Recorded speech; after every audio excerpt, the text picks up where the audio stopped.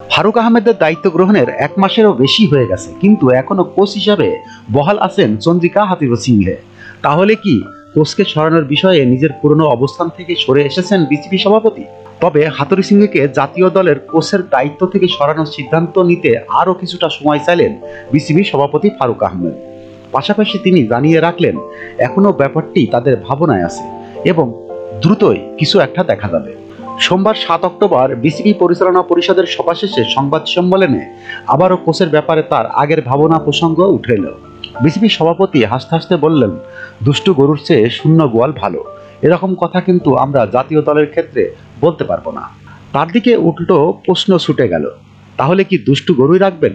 এবার বোর্ড প্রধান আরেকটু খোলসা করলেন কোচকে নিয়ে তাদের ভাবনা। তিনি বললেন, না, রাখবো না, এটার জন্য সময় দিতে হবে।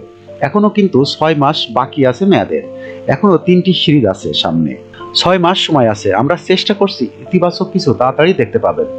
আমি যদি কিছু না করি, ফলপ্রসূ কিছু না পেলেও হুট করে সিদ্ধান্ত নিতে পারবো না। তবে এটা এখনো আমাদের চিন্তায় আছে, মাথায় আছে, এটা খুব শীঘ্রই দেখতে পাবেন, আগের মতোই বলছি।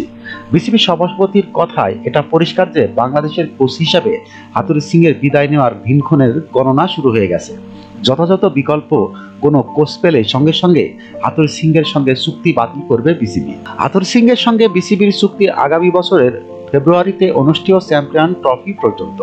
বিসিবি যদি তার আগে তাগে বিদায় করতে চায়, সেক্ষেত্রে চুক্তি অনুযায়ী ক্ষতিপূরণ হিসেবে হাথুরুসিংহকে তখন 3 মাসের বেতন দিতে হবে বিসিবিকে। আয়কর সহ যা সব মিলিয়ে $1,00,000 উপরে পড়বে।